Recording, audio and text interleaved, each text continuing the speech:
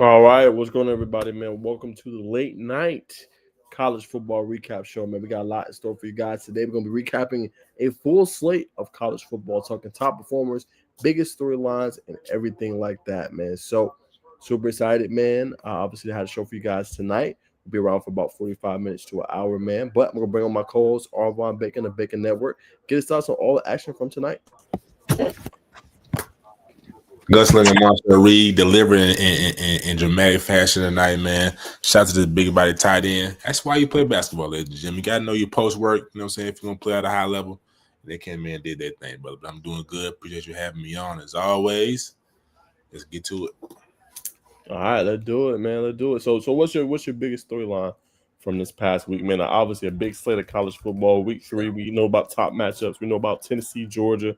We know about obviously the game you just mentioned, Texas A&M big win on the road, sending Notre Dame to 0-2 on the year. You also obviously have Georgia Tech big win over Clemson at home, and several other storylines from throughout the day, man. So what's your biggest reaction? Also, Arch Manning struggling against UTEP. I just did a video on that, guys, so y'all check that out. But yeah, what's your big storyline, Baker? Biggest storyline today, man, is Georgia Tech is for real. Georgia Tech is as advertised. They are a college football playoff contender. They are a top 2 team in the ACC, and that's my biggest takeaway. Second biggest takeaway is, man, you got to get. I think it's time to part ways with Brother Billy. Brother Billy, they put down there in Tallahassee, in Gainesville. It just ain't getting the job done, man. Just ain't getting the job done. So that's my biggest takeaways for tonight. Yeah, I'll go in a different direction with that one. Um, you know, Bacon, you can't do too much. I know you're talking about Brother Billy. I would blame Brother Billy if the defense looked atrocious. That defense balled tonight.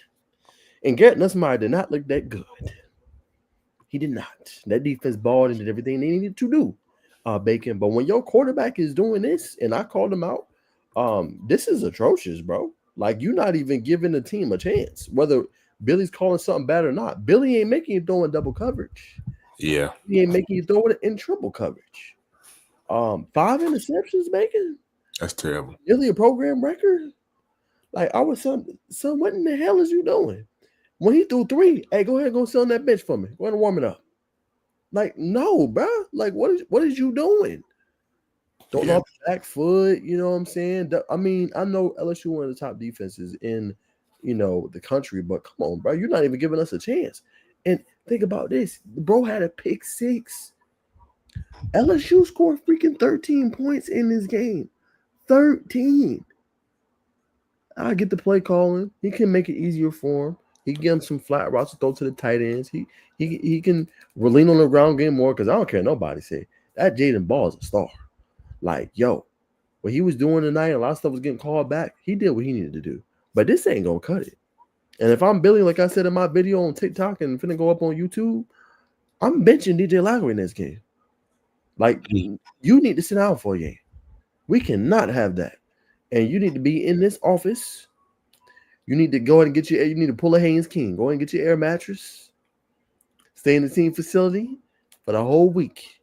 Just me and you watching film till we figure this the hell out. Because it ain't going to cut it. It is not going to cut it. My job is on the line. And I leverage my future on you, dog. On you. On you. Hey, his future may be up, bro. So I don't put that loss on Billy. I mean, 5 interceptions from your starting quarterback is you know what I'm saying. Lagway had a lot of hype. He's got the arm talent, man. I'm not sure what they got going on, but I know one thing, brother. They ain't winning, and the Boost Club, when we're tired of you, you know what I mean, hyping us up and dropping us down. I mean, I understand. I don't think it's Billy's fault, but at some point, you know what I'm saying, losing, you just know the track record of everything. They gonna get you out of there, dog. And I think they're gonna get Billy out of there. I think somebody's gonna make an emotional decision. If they keep losing, because you know they got a tough schedule coming up. I'm like, man, Billy, you know what I'm saying? Yeah, they got college game day next week against the Hurricanes. Yeah. Good luck. Yeah. And the Hurricanes just put it on USF. Facts. And if you bench him, well, I mean, I don't know what their backup is, but he be backup. I know for a fact he ain't gonna give you 5 interceptions next week. but he might not be the best person to get you that win. But like you said, hand that ball to Jaden Ball, that sounds like a recipe for success. Couple swing routes to flat routes to Bernard Brown, whoever else. Hey. Yeah, and Mizell had a pretty good night tonight. He looked good, you know what I'm saying, in the throws that he had. Bernard Brown did his thing. But yeah, I mean, I told you, if I'm Billy, I'm simplifying this thing. I'm going to simplify it fully. I'm going to make it where we're going to run the ball. We're going to be old school style. We're going to run the ball with Jaden Ball and number 24, and we're going to set up play action and do that. I'm not doing all these. I'm not 49 attempts. No, man, hell no. No, not doing no 49 attempts, man. We're going to lower that number to about 25. 25. Either or, bro. Like, no, 49 is too damn much. And like you said, he deserves to have more touches. Plain and simple. Jaden Ball's too good. He's just too good. I agree, brother. But all right, Bacon. We'll leave that one there, man. That's our thoughts on the Florida game, man. Shout out to, obviously, Mansour Delane, the LSU defense that were haunting. Still was able to hold the boys only 10 points without Whit Weeks, who got out of the game for a targeting penalty. But nonetheless, man, really good win for LSU. They look sharp. Wasn't all that sold on Garrett Nussmeier. I'm still not. But, hey, a win's a win. You take the dub. But let's go get to the nitty-gritty, Bacon. Let's talk about this Georgia-Tennessee, Bacon. Let's talk about the game, man. And a lot of people is sleeping on Tennessee. I think they should still be ranked. You know what I'm saying? I think they should still be ranked after this loss. Everybody, and I'm going to say my statement and throw it to you. Everybody's talking about it. I don't know if the offense is for real. And obviously, Aguilar got to take care of the ball. At one point in this game, he was 14 for 14 from what I heard. He lit up that Georgia defense. Like Swiss cheese. Mm-hmm. Swiss cheese. He was lighting it up. 41 points on Georgia. And I ain't gonna lie. We're gonna talk about another game here in a second, Bacon. It's the power of a kicker. Tennessee should have won this game. Even Coach Kirby Smart said it. Like, you missed the kick. You don't want to put it all on the kicker, bro. But if your offense do that work like that against Georgia, you're supposed to win that game, man. You're just supposed to win it, man. And they look good. They did a good job of switching it up. Deshaun Bishop continues to look like a stud. Him and Star Thomas have been a problem. It was tough slant, but you still got over 120 yards. You'll take that. It's hard to run against that Georgia front. That's very physical. Mm-hmm. You know what I'm saying? Chris Bowser had a coming out party today. They say he looked like Jalen Hine reincarnated. You know what I'm saying? 6 catches, 177, Bacon, 3 tubs. You know, Braylon Stanley did his thing. 9 catches, 97 yards and tub. You know what I'm saying? So they stepped up. You know, and I think for the most part they started a little bit, but this Tennessee team showed some resolve. They showed some fight. They didn't back down from Georgia. They went at them boys. I respect them for it. Now Georgia hit them in the mouth in that second half with that first drive, but they did a good job of taking that counter punch and punching back. So I think Tennessee is much better than people think. You know what I'm saying? I really think so. I like the defensive front. You talked about a name that I know you want to mention, Bacon. They was able to force some sacks, some negative plays. I think 4 or 5 sacks in this game again. You know, and I think our boy Donnie Glover got a lot of playing time tonight from what I heard. Bacon number 56, formerly of Langston Hughes. He got a lot of time tonight as well. So shout out to him, man. But yeah, that's my thoughts, man. I think Tennessee's for real. I think they can make a college football playoff. I agree. I agree with you. The offense is for real, man.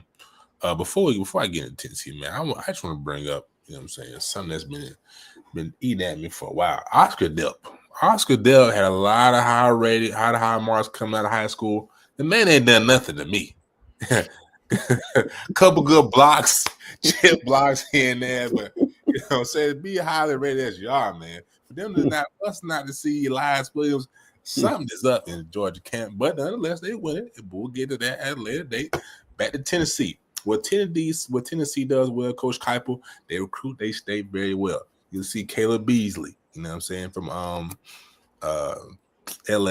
Anyway, where head coach at UAB was coaching that. Dilford Dimes, he was coaching that. Anyway, they recruit state well. Caleb Beasley. Look at Boo Carter, who gave up a fumble today, but very talented. You look at George McIntyre. You look at you know what I'm saying, the young man who had the sacks. I'm going to bring up here in just a second. Let me get his name. Excuse me, y'all. Sacks. Once that Caleb Herring, even though he's from Newnan, what I'm saying, played a lot of his football in Tennessee. That's where he got his notoriety. But you know, I mean, they recruit the state well, and this team is legit. They got a good offense. I agree with you. I think Tennessee is a playoff team. They hit Georgia in the mouth, you know what I'm saying, with elbows, not just fists, with elbows. But you got to give credit. I think Georgia is they're still trying to find the rhythm. And for right now, they're a second half football team. You know what I'm saying, as we saw in overtime, that offensive line, Nate Frazier and number 2, they're gonna wear you down. Gunnar Stockton. Okay. He should have checked. He should have answered every question that everybody in the nation had about him. Is he big time? Yes, he's big time. Perform in the big game after hitting adversity. So I agree with you to your point, to your sentiment. You know what I'm saying? Tennessee is a playoff team, but this Georgia team is only going to get better with time as they move forward. I think that's a great point. To your point about Gunnar Stockton, that throw he hit, you know, obviously over the top against the true freshman Tyler Redmond, I thought that was an exceptional coverage. He just made a better throw. You know what I'm saying? You can't actually be in a better position for that, for them towards the end of the game, man. And it comes out to this was a shootout. You know, Tennessee hit them in the mouth first. They had 21 points in the first quarter. Wasn't playing around. You know what I'm saying? So when you got firepower, that kind of offense, you can hit them big plays. And that was the biggest question going into this game. Can Joey Aguilar hit big plays against that Georgia vaunted defense? And he showed that he can. He showed that Georgia has a little bit of slippage and a little bit of susceptibility. And they took advantage of that. So, like I said, I mean, with how it looks, Tennessee should be all right. They might drop a little bit in there. But to have a shootout with Georgia and lose by 3, this is going to be a quality loss at the end of the day. Again, you don't want to lose games, but they're going to have a lot to peel from this. They're going to get a lot better, you know, and I think they showed they got some resolve. And if these two teams had to meet up in the future, I think they feel okay with their chances potentially. Now, there'll be 2 different teams at that point. More comfortable Gunnar Stockton and more comfortable Joey Aguilar, more comfortable receiving core and running backs. But I think they showed that they can hang with the SEC elite, which is what you want to see. So yeah, Tennessee, I think definitely gained a lot more out of this game than Georgia. Georgia is going to have to shore up some things, but they made a really good player tonight, and that's McCray. They dominated time on the possession, 50 minutes to only 24. So that's huge, obviously, you know, for them. But this kid right here is one to know, Bacon. Josh McCray. You know, he was toting that thing with just, you know, his limited carries, man. But physical bruising back, you think about Nate Frazier being your main bell cow. Then you got Chauncey Bowens who can come in. And you got the speedster. We know about him, Bacon, from Pebblebrook. Dwight Phillips Jr. can come in and give you that spurt. And then just a bell cow thumper with Josh McCray, just always getting them tough yardage and being able to make them plays, man. But yeah, like those guys, London Humphreys with the big catch. The receiving core is just a lot more talented. It's a lot more talented for Georgia, and you can tell. You can tell by how they play, the plays they call. And what I love about Kirby and what other coaches can take, they never lose their identity. Like they got a running quarterback. They got a quarterback that can air it out too, but they also always run the football. They stay within their identity of running that goddamn ball. And that's what makes the difference for them. So much respect to Georgia. Big win for them. But Tennessee, hey, if you're a Vol fan, you should feel we gonna be. Hey, what that Kendrick song, Bacon? We gonna be all right. They gonna be all right. My biggest takeaway. Nah, they gonna be all right, but you know they're a little hurt. But I also want to shout out, you know, KJ Bolden. You know what I mean? Continues to be a bright spot in that somewhat shaky dog secondary. But you know what I'm saying? Hats off to KJ, man. Yeah, man. They're real young, man. So it's gonna take them some time, Bacon. It's gonna take them some time, man. But that's our recap. That's our reaction to the Tennessee Georgia game, man. Phenomenal game on both sides, man. One of the best games of the weekend, man. You put that one in the Tech game, from what I heard from multiple people. Outstanding game, and I love Bacon that it lived up to the billing. Yeah, you're gonna go there, man. You was able to watch it at home, so we'll get your thoughts first.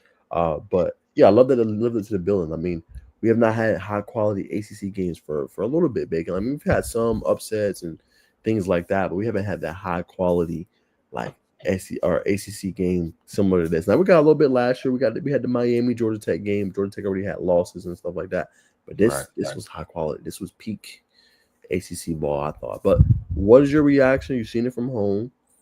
Let's get your intel of what you think. Didn't get to see the first turnover that was forced by Amar Daniels, the fumble, the first fumble on Clay Club. Go back and watch that, bro. I'm gonna definitely.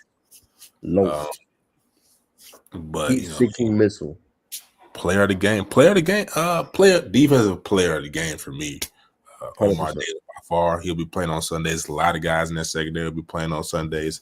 But biggest takeaway for me, man, is in that rushing column. 25 carries. Haynes King 103 yards, 1 touchdown. Still was efficient. 20 for 28, 211 through the air, no turnovers. You know what I mean? That's impressive. Isaiah Canyon getting the job done. Eric Rivers finally getting to see his explosiveness in the passing game. I think he's still just scratching the surface. Whoa. Am I still here, bro? Mm-hmm. I bet my computer tripped out. My bad, ladies and gentlemen. But yeah, you know what I mean? The biggest thing, and also a biggest thing for me, Cade Klubnik only just the Clemson offense, only 72 passing yards in that first half. That just shows you how elite that the Georgia Tech secondary can be. I think as the game wound down, it's tough to say they just kind of wore down Clemson because I think, you know what I'm saying, that Clemson front seven did an exceptional job. Sammy Brown being a bright star from Georgia. But it just came down to, you know what I'm saying, Coach King's ability just to be super locked in on his detail. I believe the report that came out during the telecast is they rehearsed that same final drive down to the field goal with, I guess, time running down. He just sent him out there and it executed in practice and it executed in the game. You know how much guts they had, you know what I'm saying, how much belief you have to have in your team to be out of timeouts and run that so smooth. So my biggest takeaway, Haynes King's performance. Second is limiting Cade Klubnik and the Clemson offense of 72 passing yards. And third and final, which is the icing on the cake or the cherry on top, is how that they seamlessly transition the offense on the field, the kick coming on the field and making that kick, you know what I'm saying, and ice cold, but making the kick, you know what I'm saying, with all the emotions going on. That's impressive, brother. That's impressive to me. Yeah, I agree with you. Shout out to Avion Terrell. He had a pretty good game. 7 tackles in this one, third on the team. Hannafin, number 5. He led the team for Clemson with 10. Woody Woodaz had 8 for Clemson in this one, man. So big time performance for them. Clemson-wise, I was very impressed with the perimeter tackling. Their speed to the ball was next level. I was like, yo, if you Georgia Tech, stop running the ball laterally. Stop throwing screens laterally because they was moving to the ball so damn fast. I said, bro, you're going to have to tap them through the seams vertical. But I thought he did a really good job with that. If you're the Clemson Tigers, defense stepped up big early in this game. Georgia Tech was struggling. At one point they had 8 plays for 10 yards in 3 drives. 8 plays, 10 yards, and 3 drives. Not gonna cut it. So defense did what they were supposed to do, in my humble opinion. No, they didn't force any turnovers, but they made it really tough for Georgia Tech all the way up into the end. You know, in my humble opinion, I thought. Creating pressure, giving different looks, disguising, and I thought they played well defensively. Offensively, they were without so many pieces. No Khalil Barnes on defense. No, they didn't have their left tackle. They didn't have Antonio Williams. But Brian Westcott stepped up big. He balled. 7 catches, 126 yards in the tug. You know what I'm saying? He did what he was supposed to do, I thought.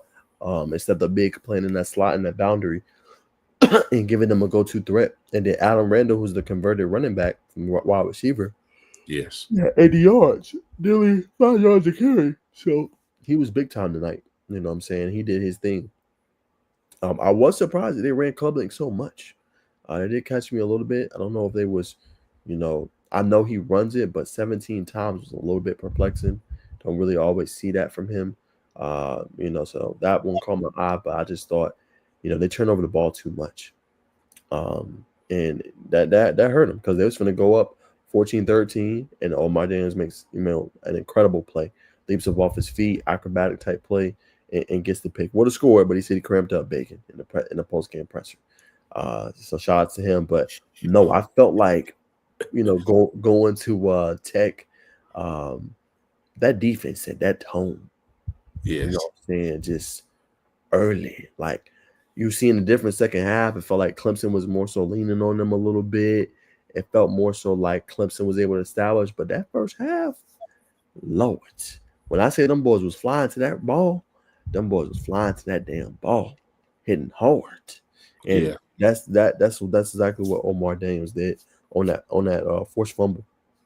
They set the tone, and I felt like they gave the offense a lot of opportunities, man. They really did. Red zone, they only scored, I think, like 7 points. In 3 possessions in the first half, or 10 points. Got to be better, man. Got to be better. I feel like this defense has carried the load for Georgia Tech early on in the season, while the offense figure out their kinks and stuff. So you just need more of it from the offense, and you need them to find a rhythm earlier. Georgia Tech really could have put their full imprint on this game, and they could have blew Clemson out the water for how the defense played in the first half. Nearly forced a first half shutout. That should have easily been 23-7 half.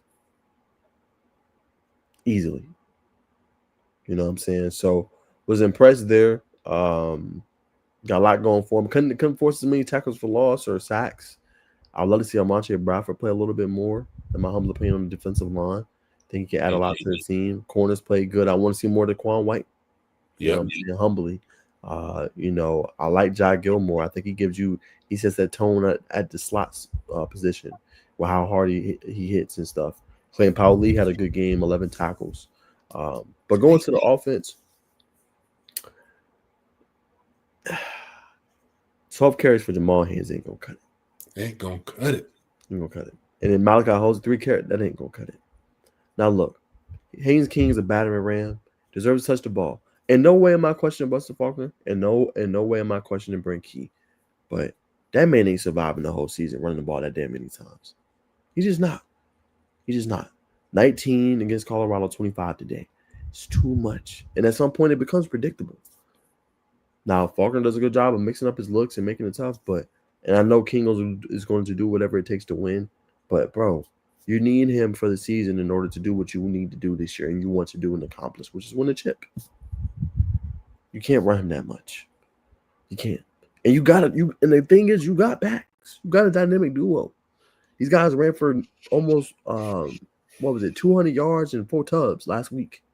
Now this is an NFL defensive front, but lean on them more. It was one play, Bacon, no crap. Like the running game wasn't working. Jamal Haynes ran a flat route. On that drive they scored to go up 21-14.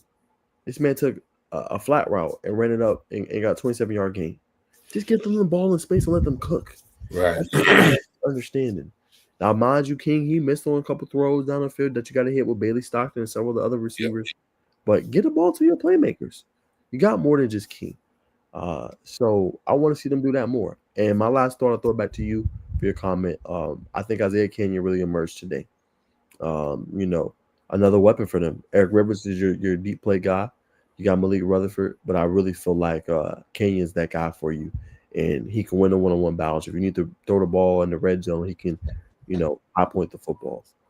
So I liked how he looked, man. He was getting extra yardage and gains. He's going to be a problem. I agree with you. I would say I would like to see Malik Rutherford get a little more involvement in the offense. And I think this is the prime reason why he got in that portal last year. Obviously, he didn't get the opportunity he wanted in the portal, but this is why he wanted out. You know what I'm saying? He wants to get more opportunities in the pass game. I feel like 8-ball M8 is electric.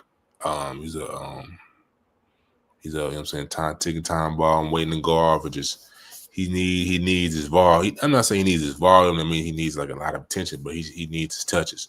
He's very explosive. But I agree with your brother. Haynes King got the weapons there, man. And this falls on the staff of just getting more creative. But I will say this: the left side of that line is still weak, as we saw today. Offensive lineman left with a lower extremity injury. Couldn't even put any pressure on his leg. So we wish him the best. So our brother Moore, you know what I'm saying, will be a full-time replacement. So we'll see how that goes.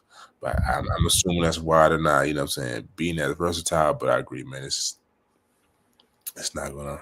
It can't last. It cannot last. But nonetheless, it got the job done today. Still 3-0, 1-0 in the ACC, big win.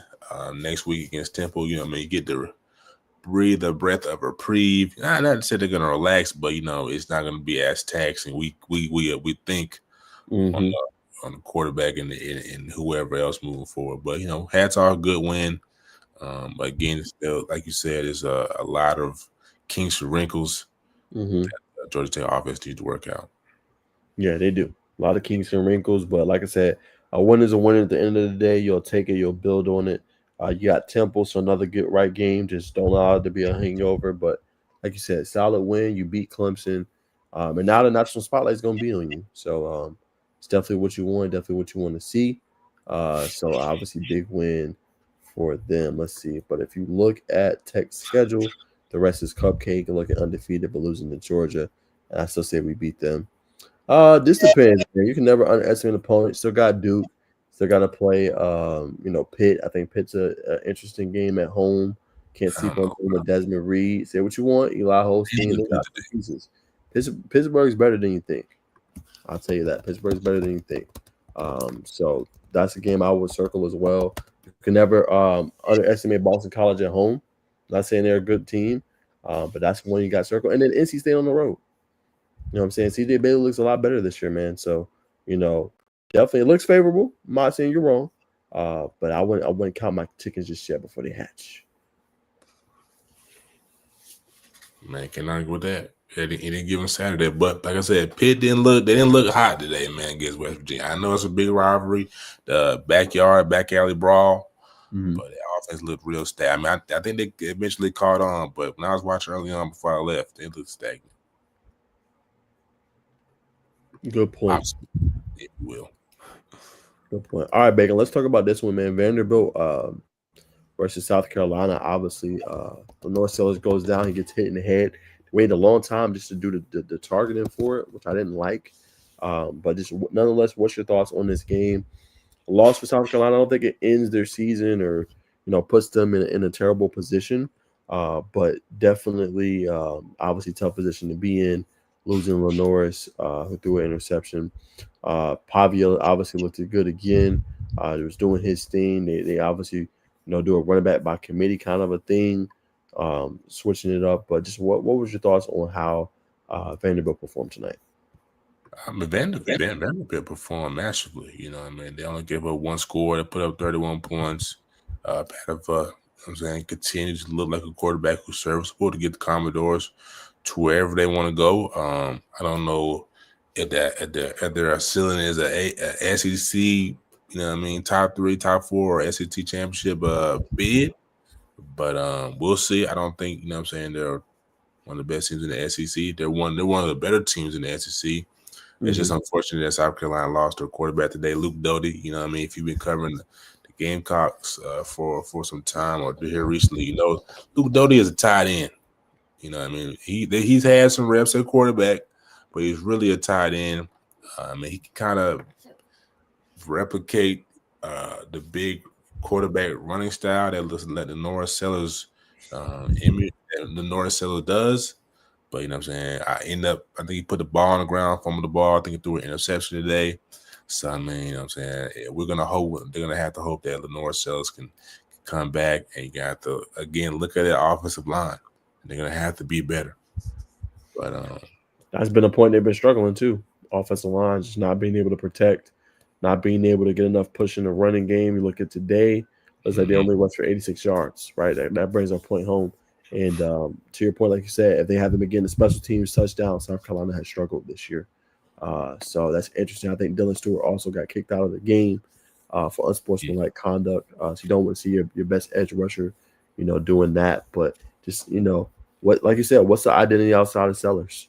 If he has to go down, how do you move the ball? How do you get your receivers involved? South Carolina has to figure that part out.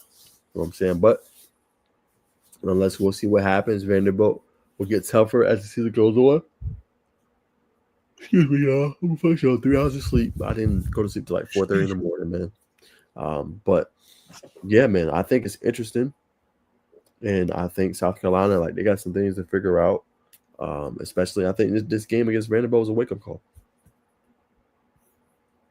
Yeah, I agree. It's definitely a wake-up call, but it all comes down to just protection, giving the quarterback some time, unlock the receivers. They don't really, to me, have a really like a big-time number one, like you would say, Jamar Chase back in his day. Nick Harvard's great, but he needs time to get downfield. Faison is good, but still young. So that the offense depends heavily on the North Sellers and the offensive line. Great point, brother. Great point. All right, man. Let's keep it rolling. Let's talk about this one. You mentioned this one a little bit at the top, but man, big road victory for Texas A&M. They beat the Fighting Irish 41-40. Just what's your thoughts on this game, man? I thought they looked good. Marcel Reed didn't have the best game in terms of completion percentage, but made the deep throws down the field, kept plays alive with his legs, did a really good job of just managing the offense in the game. And as we always say, I think he's the best back in the SEC. I'll go Le'Veon Moss 1. I'll go Jaden Ball 2. Probably Nate Frazier 3 if I had to rank SEC backs. But he once again had a pretty good game for them as they ran the ball. And then how about Mario Craver? 207 receiving yards, making on 7 catches in a tug. Balling out him and Kevin Concepcion, who they got from Louisville, I believe. They've been a dynamic duo. They've been dynamite. And they really took advantage of this Notre Dame defense that, was a little surprising. They brought back most of their secondary is back. They lost a couple pieces, but this team is supposed to be able to stop people. And they got shredded tonight. Yeah, 100%. I mean, Xavier Watts, you know what I'm saying? We see him doing what he's doing with Atlanta right now. Was a captain in that defense, especially on the back end. You know what I mean? He's a ball hawking type of safety. But this game just comes down to, like you said earlier, man, comes down to field goal. Field goal kickers, you got to make kickers. You got to make kicks with your numbers called, man. You got one job, and especially as an extra point. And that's supposed to be automatic. In terms of Texas A&M, it comes down to resiliency, and it comes down to Marcel Reed having that rapport, that connection with his receivers. I mean, over half of his passing yards are with one receiver. So that's a telltale. I mean, and, you know what I'm saying? Of course, Jeremiah Love is as advertised. Finally gave him the ball more times than 15 and 16, 23 carries, 94 yards. Would like to see him over the Huncho mark, but 1 touchdown, 94 yards. It's solid. And CJ Carr is going to be something special. Yeah, you just got to be patient with him if you're fighting Irish fans. I like how they mixed up the run. Like, Jadarian Price had 68 yards and 2 tubs. Like, him and Love, dynamic duo. You know what I'm saying? Excuse me. And I feel like you got the receivers on the outside to win consistently, like you see by the points. All right, Raritan, tight end, had another big game. 4 catches, 85 yards. You had Malachi Fields, who had a pretty good game. So you got pieces all over. Just continue to let Carr get comfortable. The thing I'd be concerned about if I'm by the Irish fan is the defense. Defense got to play better, man. That's not going to cut it. You know what I'm saying? But another thrilling game, 0-2. So you're sitting in a really tough spot, Bacon, right now. Let's see this schedule real quick.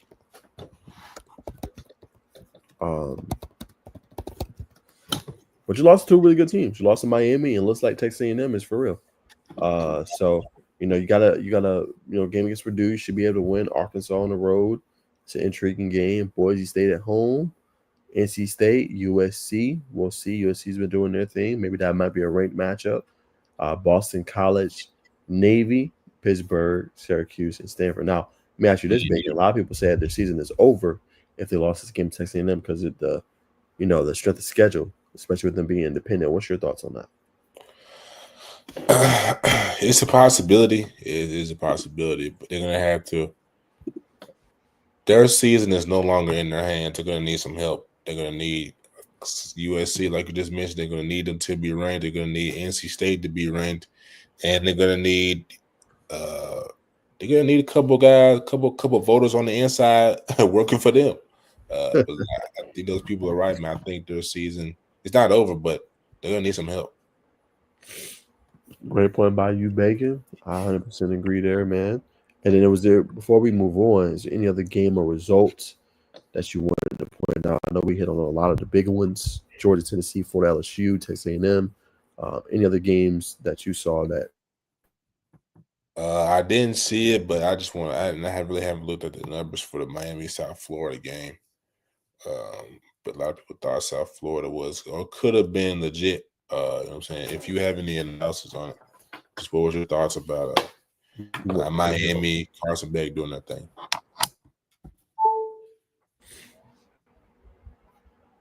What'd you say? Just what was your thoughts on Miami USF?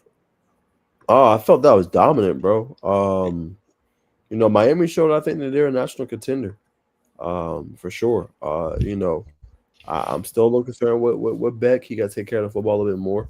2 interceptions, man. But this was a beatdown, man. Mark Fletcher did his thing again, 120 yards and 2 tubs. I like how they really being able to spread out the ball. Today was a little bit of everything, right? Tony Johnson had a big catch. You had Keelan Marion who carried the way with 81 receiving yards. Tony had 66 yards in the game. I feel like he could throw the ball to anybody, and whoever gets it, they're going to ball. You know what I'm saying? So I like that aspect. I like my Hurricanes can win in multiple ways. I like how the offense is getting a lot of chunk yardage, which is it's tough for defenses to slow down and stop. And I think with them being able to run the ball like this and be physical, which is one of the big things we talked about week one against Notre Dame, their ability to be physical, has been boding well in their favor. It makes them a problem. Right. No, I agree. I agree. Yeah, for Carson to have 2 interceptions, I mean, he's gonna have to clean that up for sure. Shout out to Arcs for tapping in. We got one more from Alex Rich. Nah, I just need some caffeine. Definitely need some caffeine, but he probably just needs some sleep. Nah, facts. Forgive me, man. Like I wouldn't be wanting to do this show for y'all, man, and talk college football. Just one of them days, man. Me and Bacon was at Heard County yesterday. Got back like 12. I don't know what time we went to sleep. I grinded out to like 4:45 in the morning.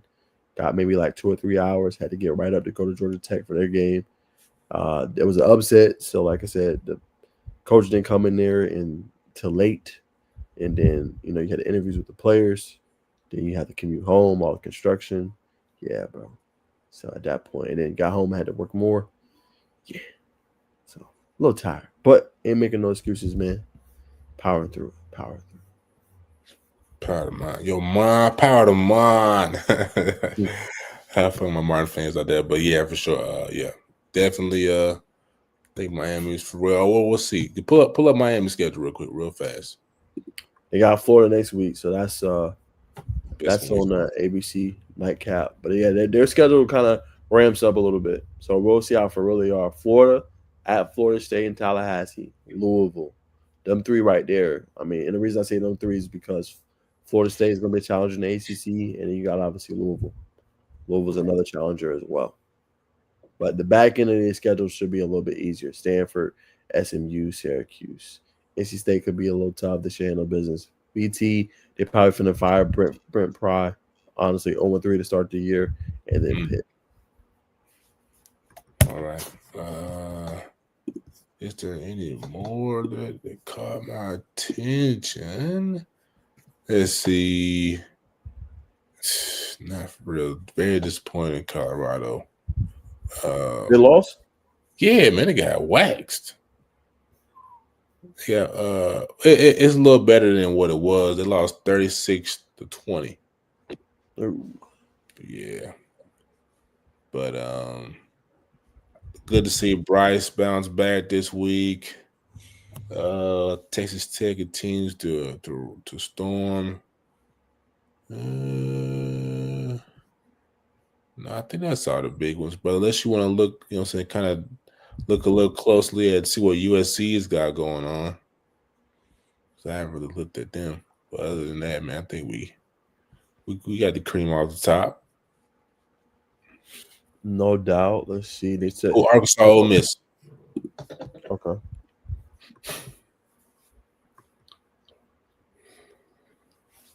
I'll bet. Jaden Mavia, no touchdown passes. Red flag.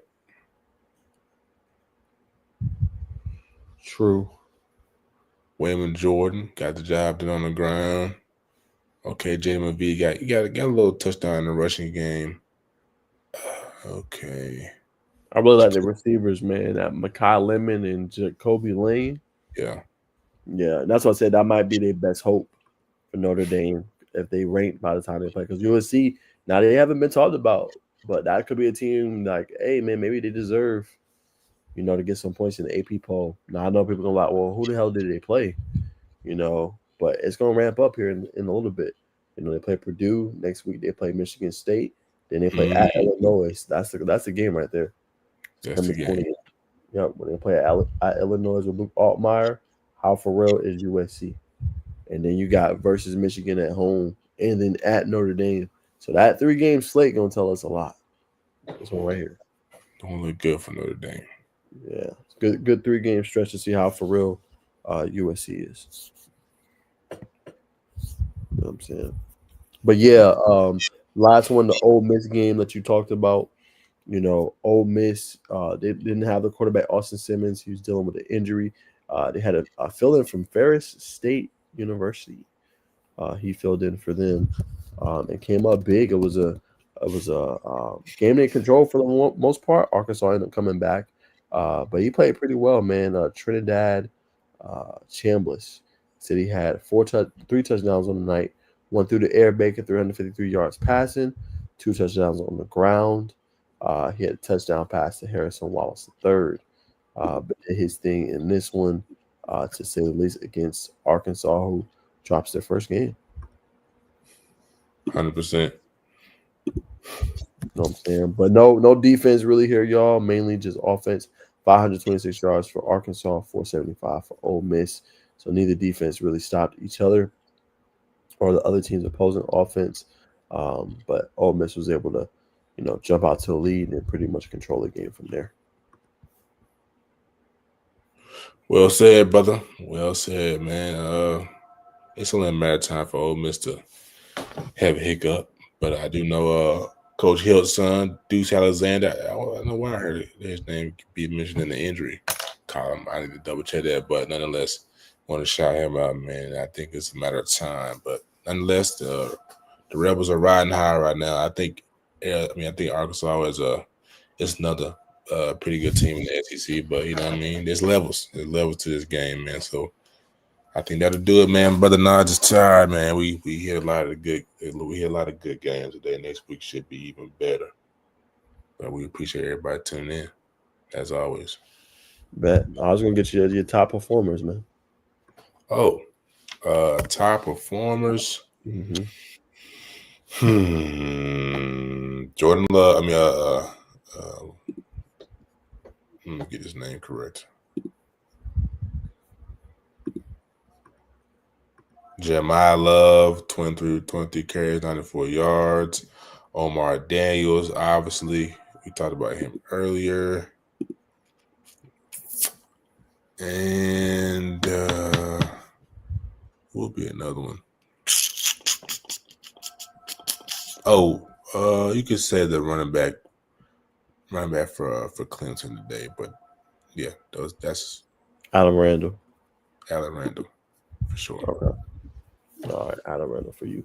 All right, mine are going to be trying to remember.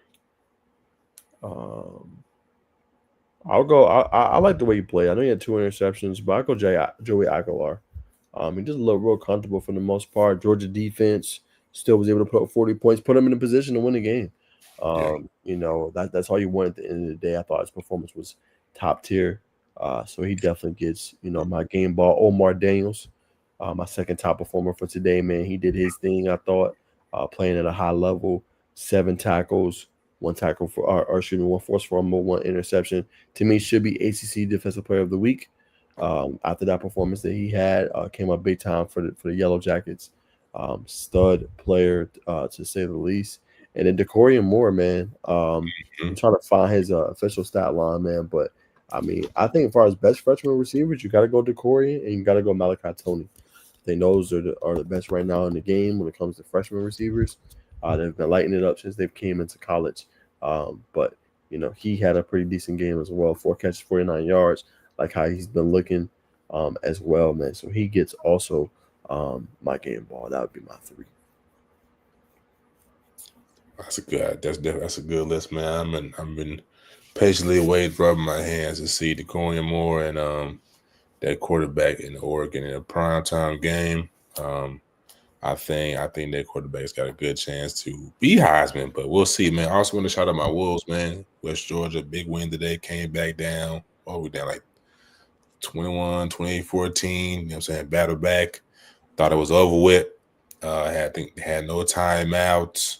You know what I mean? Had maybe 46 seconds left. Drove down the field. Big pass and catch.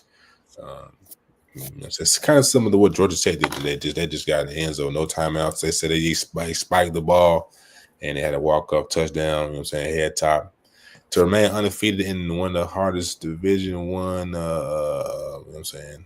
Lower tier, what's it, G5, whatever it is. But they did their thing, being ranked top 25 last week after a big win over a top 25 opponent. They won 13-15. So you know what I'm saying? West Georgia's moving in the right direction. So go Wolves, man. Go Wolves, man. Much respect, man. But that's gonna do it. We usually do our game picks, man. But y'all stay tuned to our personal channels. We'll have that for y'all. I'm sure Bacon will do some. I'm definitely gonna do some for the week. Make sure y'all like, comment, subscribe. We got Heard County versus obviously Bowden footage from this past week. So y'all check that out, man. Exclusive interviews and much, much more. And obviously our college football content as well, man. But keep it nice, short and sweet, man. 46 minutes, man. We usually give game picks for the next week, but we'll skip that, man. We both tired. It's both been a long week. We'll be more energized next week. Thanks to Alex Rick for tuning in. Maybe we'll have you on the pod here sometime soon. I know you're a Penn State fan, brother. We're trying to get when y'all have one of those marquee matchups, man. That's really what we're waiting for. When Penn State playing Ohio State or somebody big, or Michigan or something, and then get you on and obviously chop it up with you. And then obviously GT, y'all know we keep you updated. All the press conferences from today is up on the tube. And then obviously, man, my instant reaction from the game is up as well, man. But we'll see y'all in the next one, man. Catch us on Monday for our Georgia High School football recap show. And we'll see y'all then, man. Enjoy the rest of y'all night and much love and peace. We'll see y'all then.